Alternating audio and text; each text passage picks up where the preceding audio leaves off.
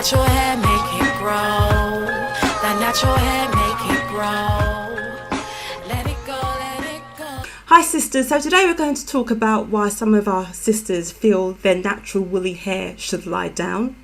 Deep down they feel like there's something wrong with their natural woolly hair because it doesn't lie down. So when we say lie down, we mean grow down, like women of other races. Our sisters feel like because their hair grows out, instead there's something wrong with their natural woolly hair. And because they don't see that natural woolly hair represented in beauty spaces such as billboards, magazine covers, music videos, for instance, this cements the idea in their mind that something's wrong with their hair, because they're thinking, well, that must be the reason why I don't see myself in the beauty spaces on the billboards, because my hair doesn't grow down like women of other races. Sisters, let me tell you, your hair defies gravity, and we don't need any billboard to affirm us. Yeah, there's not many things on this planet that can defy gravity, but natural woolly hair is one of them.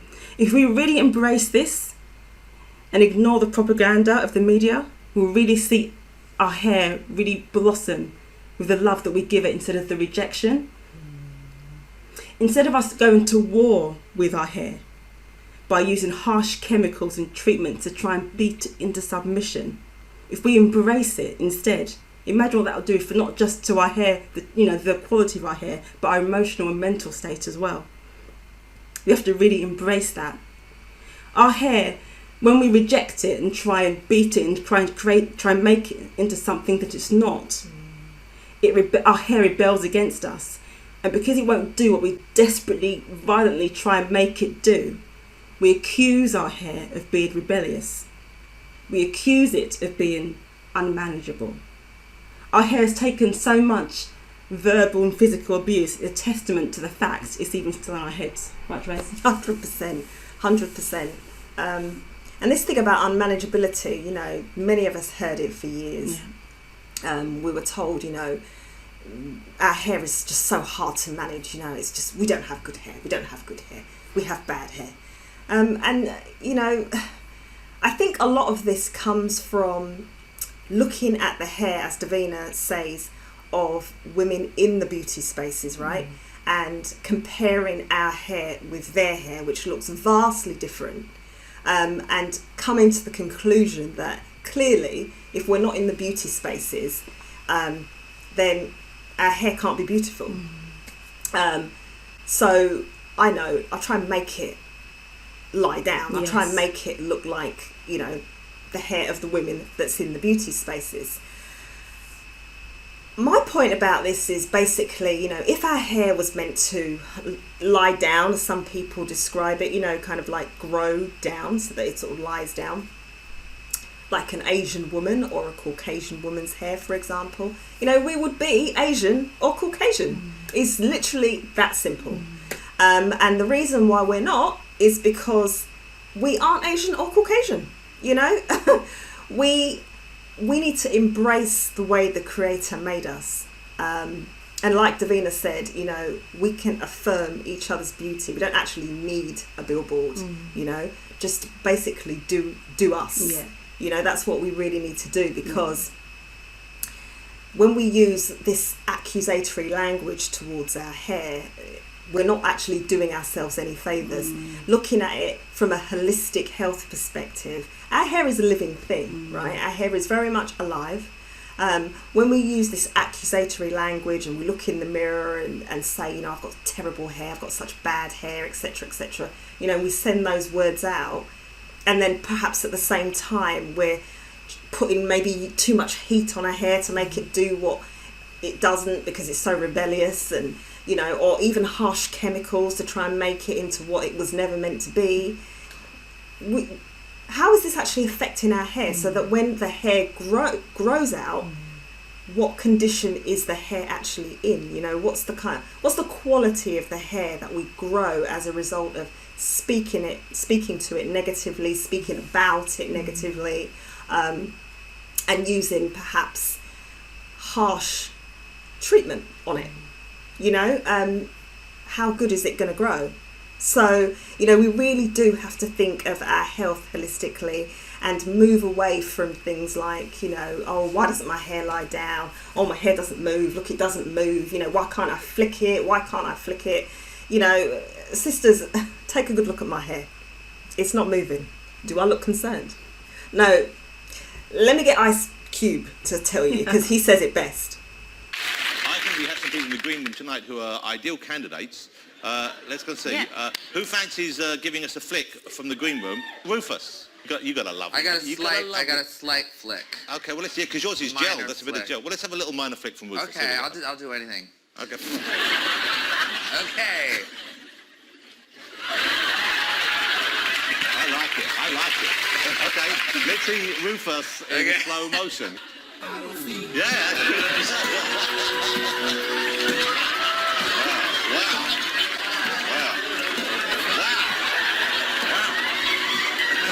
I don't know. Okay.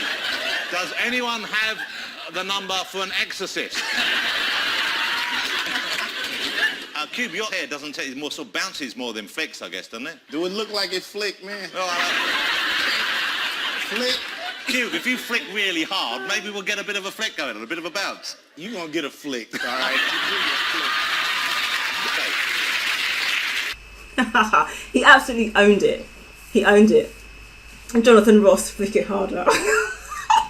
If you're living in the UK, Jonathan, you know Jonathan Ross. He's crazy. But you know, Ice Cube really owned it. He was making no apologies, none. He was making absolutely no apologies. He's basically saying that, you know, I'm exactly the way I'm meant to be. So I don't need to try to be Yeah. something I was never meant to be, or have attributes that I was never meant to have. Yeah. I mean, and it's quite, you can't really ask fairer than that. And honestly, sisters, we should take a cue from the brothers, because brothers have some of the most beautiful hair on this planet, hands down. And I think it's just because they embrace it. They just embrace their hair. You know, they just go for a barber cut and get it cut. You know, they just lock it, twist it, put it in cornrows, you know, just leave it as an afro. But if you notice, majority of the time, our brothers are just embracing the way the hair was made. And you don't really hear them saying, at least not as often as sisters, that, you know, I've just got really bad hair, man. You know, it's just so dry and it's just so coarse and stuff. Man, my hair. No, You don't really hear it that much. You just, because to be honest, they don't really have that issue, and they've got exactly the same hair as us. Exactly the same. It's just that they choose to embrace the hair as opposed to perhaps using harsh treatment on the hair, or speaking to it very derisively, things like that. Because all these things, as I say, you know, this is holistic health. So all these things will affect the way our hair, you know, comes out of our head, basically, and the quality of that hair. So it's really, really important that we allow the hair to be what it's meant to be. I think this issue of manageability is only because we're not allowing the hair to be just what it's meant to be. And when, you know, we try and force it to be what it's not and accuse it of being unmanageable, it's actually not at all unmanageable. And if we don't do that, what we ultimately do is reject a part of ourselves, which is, you know, just a form of self-rejection. And once you start rejecting yourself, it just leads you onto an unhealthy path of unhealthy choices. Absolutely. basically. And I think we should really celebrate the fact that our hair mirrors our spirit. It always rises. It can't be held down for long. We try and beat it into submission, but it always rises, as we do as a people. You know, I think we should really celebrate the fact that the Most High gave us hair that mirrors our own spirit. It really does, Yeah. because when, you know, just think about our hair, right? You know, harsh treatment can be used on our hair, Yeah. and by the next month, you know, you're getting what you call the regrowth, Exactly. and those curls are starting to spring up. And back. You know, it's like they're back Yeah. again. You can't hold them down for long. Yeah. They will rise. Yeah. So, is that not a testament to our spirit? Because I mean, we've been through quite a lot, yet we're still standing. Still here.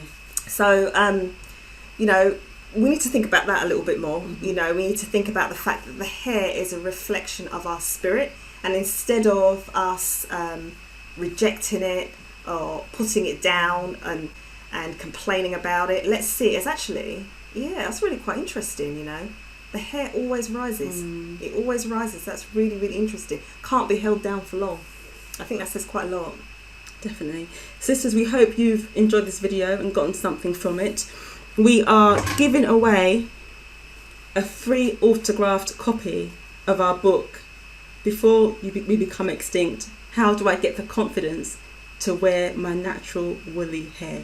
If you want a copy, all you need to do is drop in the comment section, I want a copy. That's all you have to do. Drop in the comment section, I want a copy. And the first person we see who's done that will contact you. Yeah, they'll be the winner. They'll be the winner. We'll contact you and we'll send this copy to you. No matter where you are in the world, we'll send you an autographed copy. Thank you so much for watching the video. We really hope you've enjoyed it, and we'll see you on the next one. See your struggle and I feel your pain. To raise my queens, that's my aim. Not doing this for the fame. For you I walk through the flames. Nothing to lose but so much to gain. Like that sweet smile is pure sugar cane. But to see that organic beauty makeup, it's a shame. When cocoa butter on your skin's enough to make it glow. Stopping traffic, everybody like whoa, there she go, there she go. Worth more than silver, platinum and gold. 45, looking 29 years old. For every woman on this world, you're the mold. Don't make the system turn you bitter and cold. Look in the mirror and love what you see. I'm just spitting that problem for my Let it queen. flow, let